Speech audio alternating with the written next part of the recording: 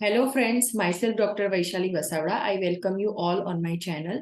So अब तक हमने वीडियोस में देखा कि first stage, second stage, third stage में कौन कौन से इवेंट्स होते हैं, उनके क्लिनिकल कोर्स क्या है।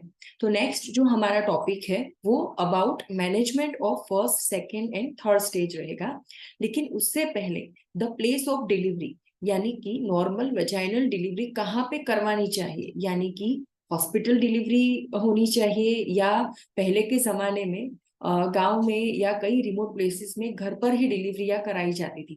कोई दाई के द्वारा या फैमिली मेंबर्स ही डिलीवरी करा देते थे। तो अभी के टाइम में कहाँ पे डिलीवरी कराना ज्यादा फिजिबल है और हमारी कंट्री में कौन सी फैसिलिटी है और हमारी कंट्री में सबसे ज्यादा प्रेफरेंस किसे दिया जाता है, इस बारे में आज हम डिस्कस करेंगे। So, although in about 85% of cases, the delivery remains uncomplicated and uneventful, but in the remaining unforeseen complication may arise which require urgent and skilled management. So, 85% में क्या होता है कि डिलीवरियां नॉर्मली रहती है, मतलब मदर को भी कोई कॉम्प्लिकेशन नहीं होती या बेबी को भी कोई कॉम्प्लिकेशन नहीं होती है। लेकिन कई बार सडनली कॉम्प्लिकेशन अराइज हो जाते हैं या कई बार हमें पता ही नहीं चलता कि पर्टिकुलर पेशेंट में कैसे कॉम्प्लिकेशन अराइज हो सकते हैं। तो ऐसे टाइम पे अर्जेंट और स्किल मैनेजमेंट की जरूरत रहती है। Effective antenatal care reduces the hazard of delivery significantly, but to get an optimum outcome, adequate supervised intranatal care is mandatory. सो क्या होता है कि अगर आप इंट्रानेटल केयर यानी कि फर्स्ट मंथ ऑफ प्रेगनेंसी से लेके 9th मंथ तक अगर एडिक्वेट केयर देते हो तो हम इजीली इंट्रानेटल जो कॉम्प्लिकेशंस होते हैं उसे हम अवॉइड कर सकते हैं। लेकिन कुछ स्पेशल केसेस में हमें स्पेसिफिक इंट्रानेटल केयर देना जरूरी होता है।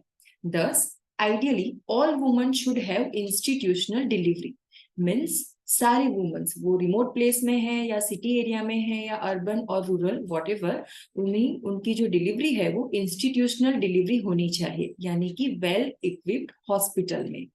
The national socio demographic goals and the Millennium Development Goals, that is MDG 4 and 5, aim to achieve 100% deliveries conducted by skilled birth attendants, that is SBA, and to reduce the maternal mortality ratio below 100 and the perinatal death rate below 30.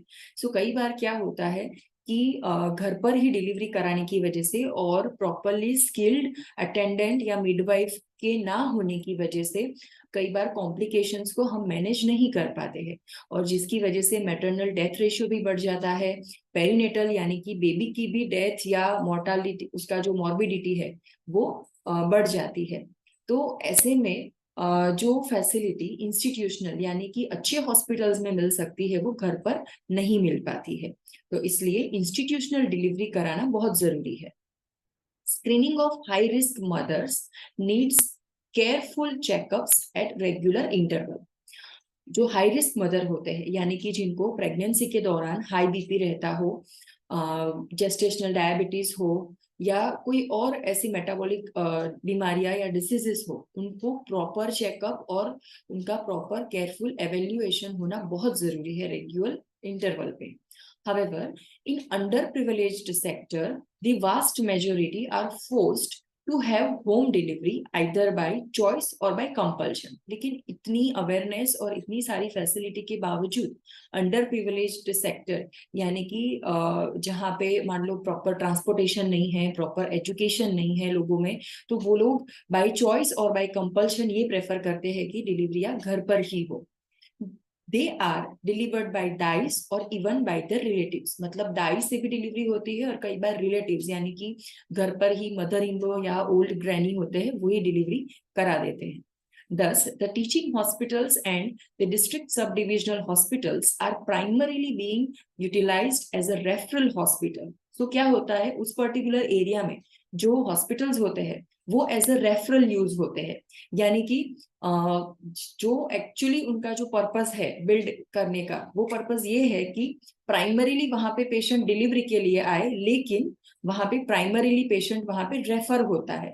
Means ये जहाँ पे were most neglected cases were rushed late and in bad shape, means जो basic first onset से वहां patient पहुंचना चाहिए उसकी जगह वो पेशेंट जो है वो घर पर उसे सबसे पहले मैनेज किया जाता है, कुछ कॉम्प्लिकेशन होते हैं और उस कॉम्प्लिकेशन में भी खुद के मैनेजमेंट्स दिए जाते हैं थ्रू फैमिली मेंबर्स और थ्रू डाइस, और जब वो ट्रीट नहीं हो पाता तो बहुत ही बैड शेप में वो ऐसे हॉस्पिटल्स में रेफर किया जाता है.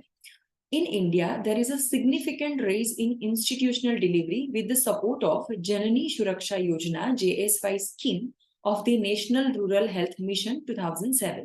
So after 2007, जो institutional delivery का rate है वो काफी significant way में बढ़ा है इंडिया के अंदर, जिसकी वजह से काफी मात्रा में maternal death, maternal morbidity, perinatal death और perinatal morbidity की मात्रा कम हुई है. फ्लाइंग स्क्वाड, ये क्या होता है? फ्लाइंग स्क्वाड मीन्स कई बार क्या होता है कि पेशेंट खुद हॉस्पिटल में नहीं पहुंच पाते हैं, जिसकी वजह से भी कई बार कॉम्प्लिकेशंस होती है. तो ये फ्लाइंग स्क्वाड की भी एक व्यवस्था है कि जो बेसिक नीड होती है वो as a moving hospital patient के पास पहुंचता है. तो ये क्या इंक्लूड करता है? So the squad consist of a team of experienced obstetrician, anaesthetist and nursing staff equipped with sterilized pack of equipment and containers with stored blood. यानी अगर डिलीवरी के टाइम कुछ कॉम्प्लिकेशन हो जाए और ब्लड ट्रांसफ्यूजन करना पड़े तो वो भी फैसिलिटी उनके पास रहती है. Ambulance car with the squad is rushed to spot on call, यानी कि आप कभी भी कॉम्प्लिकेशन के टाइम पे कॉल कर सकते हो और स्क्वाड को बुला सकते हो. Mostly in the nature of antepartum hemorrhage or intrapartum hemorrhage or postpartum hemorrhage और eclampsia, ये सारी इमरजेंसी कंडीशंस है जिसमें पेशेंट को ट्रांसपोर्ट करने से अच्छा अगर उनके पास ही अगर फैसिलिटी मिल जाए तो ज्यादा फिजिबल रहता है. Manual removal of placenta and resuscitation of the patient at home or during transport to the referral hospital are commonly procedure employed. So इस स्क्वाड में या इनके पास जो इक्विपमेंट्स होते हैं उससे वो इमरजेंसी में क्या क्या कर सकते हैं, तो वो मानो कि प्लेसेंटा जो है वो रिमूव नहीं हुई है तो उसे मैन्युअली रिमूव कर देते हैं. एंड रिसर्सिटेशन यानी कि बहुत सारा ब्लड लॉस हुआ है तो वो ब्लड लॉस को उसकी पूर्ति करने के लिए बॉडी में उसका जो कमी हुई है उसे फुलफिल करने के लिए आईवी फ्लूइड्स है, ब्लड ट्रांसफ्यूजन है या ऑक्सीजन सपोर्ट है, वो सब कुछ हॉस्पिटल पहुंचते पहुंचते पेशेंट को सपोर्ट दे सकते हैं. Thank you so much for listening. You can subscribe the channel, you can click on bell icon and you can share amongst your friends.